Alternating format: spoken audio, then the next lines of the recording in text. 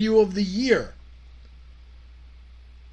It just makes no sense. And basically, you just took Asuka, shit on her, threw her in the back, and said, see you next year, possibly for WrestleMania. Because she has no part in it now. Because you couldn't build up a storyline for Asuka for how many months that she's had this title. You could build up nothing for her so she could defend it at WrestleMania. Because all your attention was on Becky Lynch and Ronda Rousey. Had to get Charlotte involved. She is involved, but you had to put the title on her. For what reason? Because you had nothing for Asuka with the title? So instead of making something for Asuka with the title, you took the title off her and put the title in WrestleMania, and the title means nothing. Universal Championship, Brock Lesnar versus Seth Rollins. Now this looks a lot like last year when everybody and their mother thought Roman Reigns was going to win the title at WrestleMania, and it turned out Brock Lesnar was victorious. A year later, here we are, almost the same situation, coincidentally again against a member of the Shield, that everybody expects Seth Rollins to win the championship. And of course, the same rumors are circulating all over the internet. Will Paul Heyman screw over Brock Lesnar? Will Seth Rollins pin him clean? It's not believable if Seth Rollins pins him clean because Brock Lesnar has already beat Seth Rollins. And Brock Lesnar has already beat Roman Reigns, who's beat Seth Rollins. And he's beat Dean Ambrose, who's beat Seth Rollins. Everybody that's beat Seth Rollins, Brock Lesnar has dismantled. So it's not believable.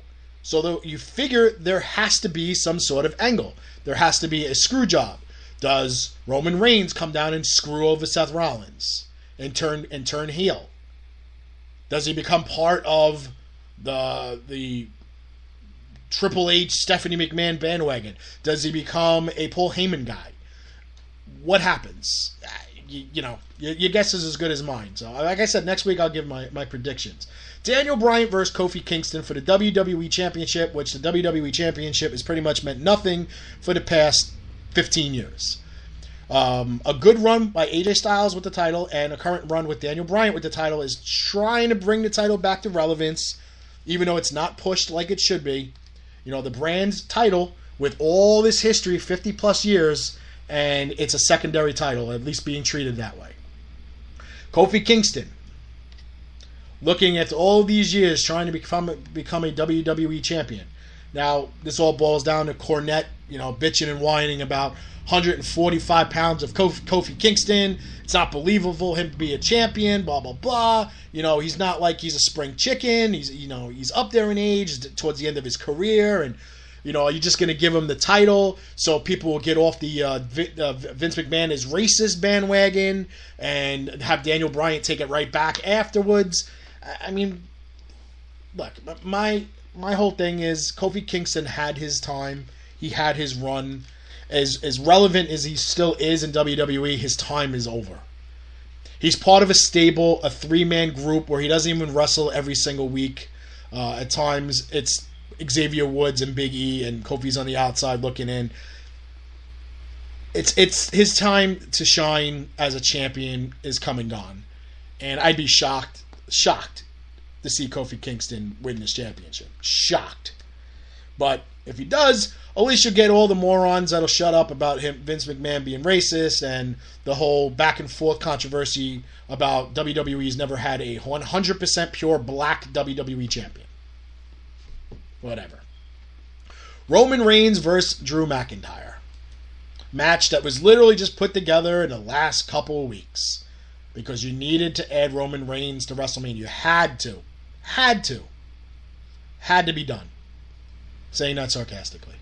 AJ Styles versus Randy Orton. An absolute match that nobody wants to see or cares about. But again, WWE had to put another match in there because they had to make it 19 hours long. Triple H versus Batista. A match that nobody wants to see. At least nobody with a brain. If people are still holding on to the Attitude Era, 20 years later, it's time to move on.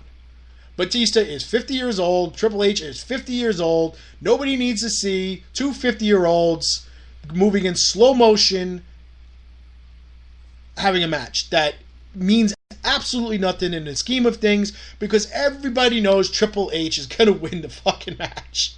Plain and simple. Bobby Lashley versus Finn Balor. Finn was just Intercontinental Champion. Bobby Lashley was Intercontinental Champion. You know, Bobby beat Finn. Now it's basically a pay-per-view rematch. A rematch that WWE said they're not guaranteed any rematches, but yet here we are with a rematch. United States Champion Samoa Joe versus Rey Mysterio. God forbid that WWE would allow R-Truth to enter WrestleMania with a title and defend it. God forbid they rewarded that guy for all those years of loyalty and still bringing in better shape than half the locker room that's half his age. If anybody doesn't know, R-Truth is almost 50 years old. Yes, 50. So it's absolutely embarrassing that they had to pull the title off him in favor of Samoa Joe, just so Samoa Joe would be in WrestleMania. Absolute joke. But Rey Mysterio, who's come and gone, now he's back, is in WrestleMania. But R-Truth, not WrestleMania. We have a women's tag team title match. Natalya versus Nia Jax. And what is it? Natalya versus Nia Jax and Tamina. Oh, I'm sorry, I'm missing. Beth Phoenix and Natalya. Because Beth Phoenix, another one that needed to dust off. They needed her to come back. Beth Phoenix and Natalya versus Nia Jax and Tamina Snuka versus the Iconics versus the champion Sasha Banks and Bayley. Yes, we needed this. We needed a 4-way scramble tag team title match. Because what was the point of having that championship tournament with all those tag teams if you're just going to put 4 of them right back at WrestleMania? You should have made the finals a 4-way match at WrestleMania for the title. But you know what? At least it's not the besties. The Miz versus Shane McMahon, a match that I said was going to happen 6 months ago. 6 months ago I didn't care, don't care now. Kurt Angle versus Baron Corbin. If you want to sum up WWE creative, there's your answer. A match that nobody wants to see, not even Kurt Angle. Garbage. Moving on. Cruiserweight Championship. Buddy Murphy versus Tony Nese. I'm sure this match is going to be unbelievable. I doubt it's going to be on the main show, which is another insult, but it is what it is. The Andre the Giant Battle Royal. Does anybody even care anymore? This is just another match that's going to be a half hour long to kill time, to make it WrestleMania even longer, and it's going to, feature a bunch of guys that have no spot at WrestleMania, so they're just going to get them on some TV time. It just makes no sense. I have no words for that. The SmackDown Tag Team Championships. The Usos versus the Hardy Boys versus Shinsuke Nakamura, Rusev versus The Bar. Another 4-way match for a tag team title. I swear to God, it's like an independent wrestling card. Women's Battle Royal. Seriously? Okay, and this is just the announced ones. This is just the announced matches. There's still matches that haven't even been announced yet. I just don't. This looks like an independent wrestling card with all these tag team matches, four-way matches, whatever you want to call them, quadruple threat. It's just ridiculous. And I feel bad because people spent a ton of money to be at WrestleMania, and people say, hey, you know what? I'm getting my money's worth. It's 7 hours long. It's 8 hours long. I'm getting all dozens of matches. Blah blah blah blah. But you're not getting good matches. All those matches I named, there's 3 solid matches on the card where you're probably going to be entertained. There's another 3 to 4. You already know what's going to happen. You got 3 of them that are just time killers, 2 Battle Royals that are time killers, and a 205 Live that should be a great match, but it'll just be on the pre-show. And all for them just to repeat everything on Raw and SmackDown the following days. This is why I don't watch it anymore. You know, I used to watch it every week. Then I got down to just watching SmackDown and Raw on YouTube in like the 22-minute, 25-minute, review, cutting out all the crap, yada, yada, yada. Then that was it. About 7 months ago, I stopped my network. I just got tired of paying for it. I had no use for it. I can get anything that's on the network on the Fire Stick. Don't need it. And I don't even watch the pay-per-views.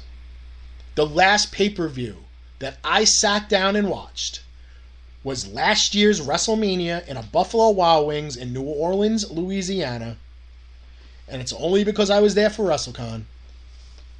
And I watched it in a Buffalo Wild Wings with 12 other people. That's all that was in the restaurant.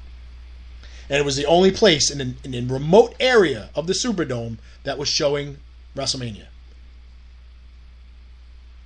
So that's it. I really can't. I mean, I've watched YouTube reviews and stuff like that. I just can't. I cannot sit through it no more. It's just silliness, and then you got all these fans. They're on there, everybody's an armchair freaking creative member, an armchair promoter. They know what's best for all the wrestlers, and WWE doesn't know what they're doing. I mean, to a certain extent, they have a good gripe, but to say they don't know what they're doing, there's always a method of the madness of why they do things. But to go out in the ring, Vince, Steph, Shane, Triple H, and say, this is a whole new era, this is what the fans want. There is nothing on that card that screams, this is what the fans want, especially if Brock Lesnar retains. Then there'll be nothing there that people are actually going to say, I wanted that to happen. There'll be thousands and thousands saying, I knew that was going to happen, which everybody saes that. The dirt sheets like to make up shit week to week.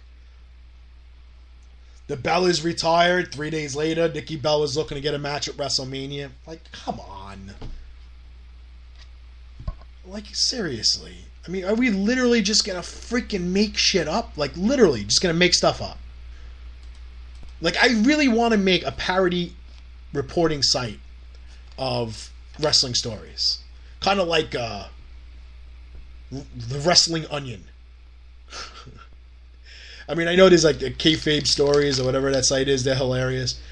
But, now, Sting versus The Undertaker. That was another one that we saw for 2 weeks now. Like, stop. Sting is 60.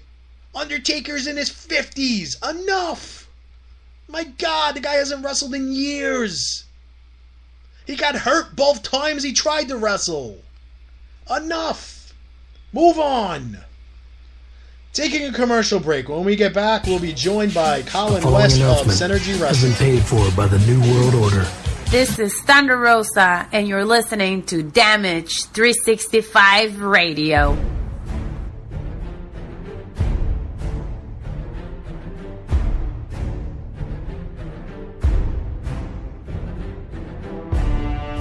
The Funkenstein Wrestling Superstore, selling wrestling memorabilia from all around the world, including WWE, Impact, ROH, Japan, Mexico, and the Indies.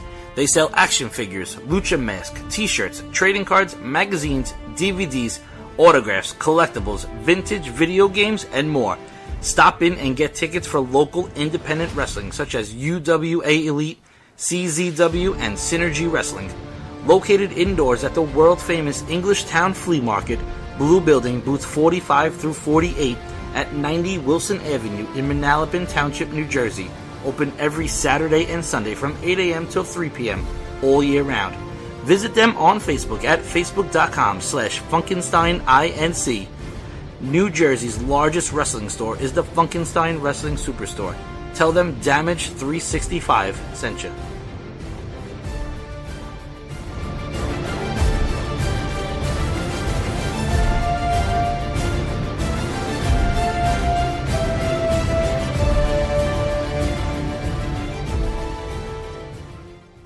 This is the last pure athlete, Jordan Grace, and you're listening to Damage 365 Radio.